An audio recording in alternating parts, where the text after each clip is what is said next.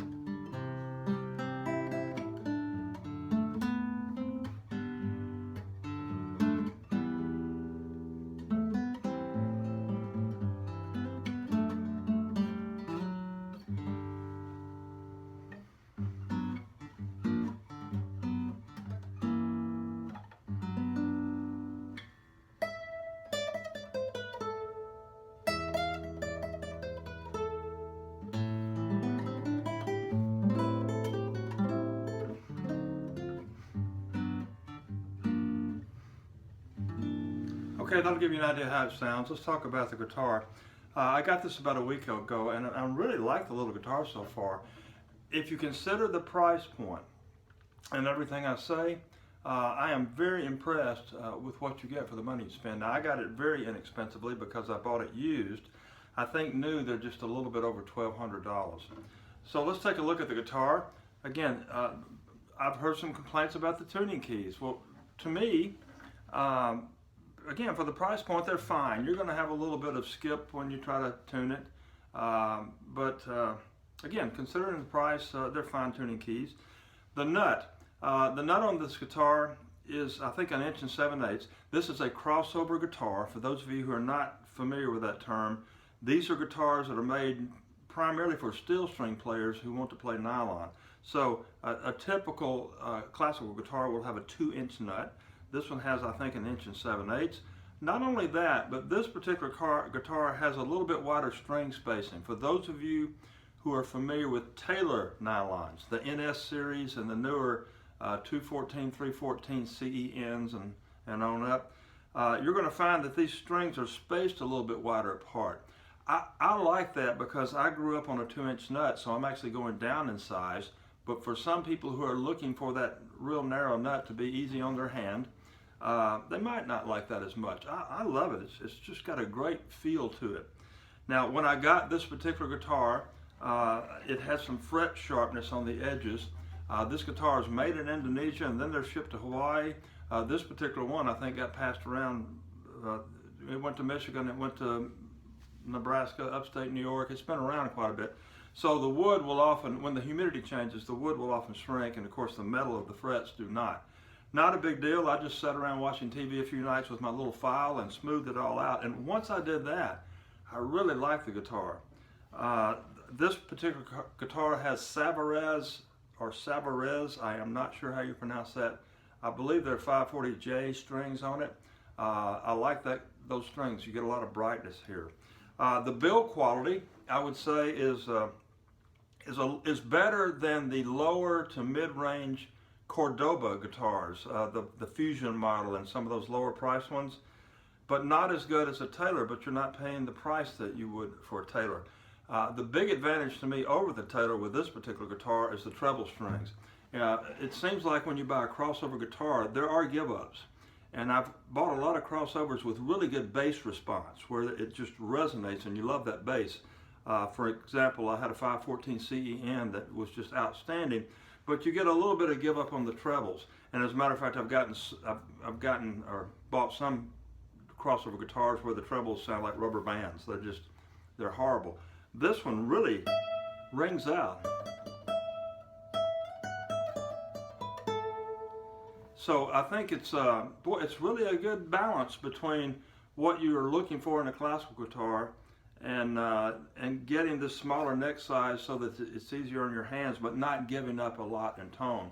So nice little guitar, well built, I think. A lot of value for the money. Again, I think if you want to try a crossover and get into the market, or if you want to have a nice extra guitar, this may be a candidate for you. Everything here looks nice. The bridge and all looks nice.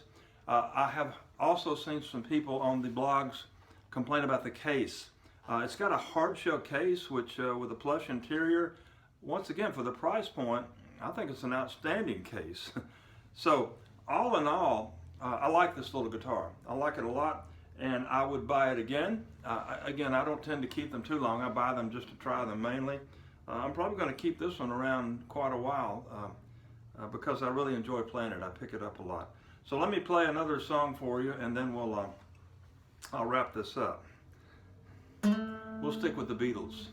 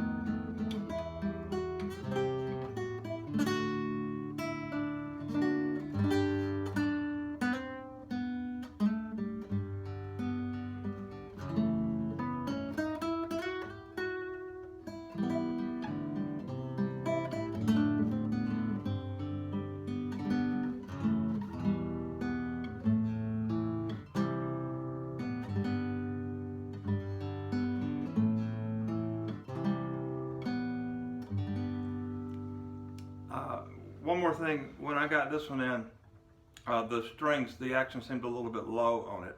I don't know if somebody had already lowered it or if it came from the factory that way, so I raised the action just a little bit to get rid of some of that buzz.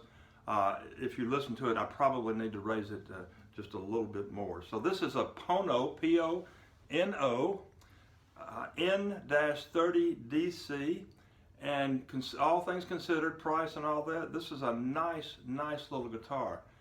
Those of you who like to experiment with guitars, and by the way, you can't, I was unable to find one anywhere. The story of the guitar is interesting. The guy that builds them sounds like a very fascinating guy.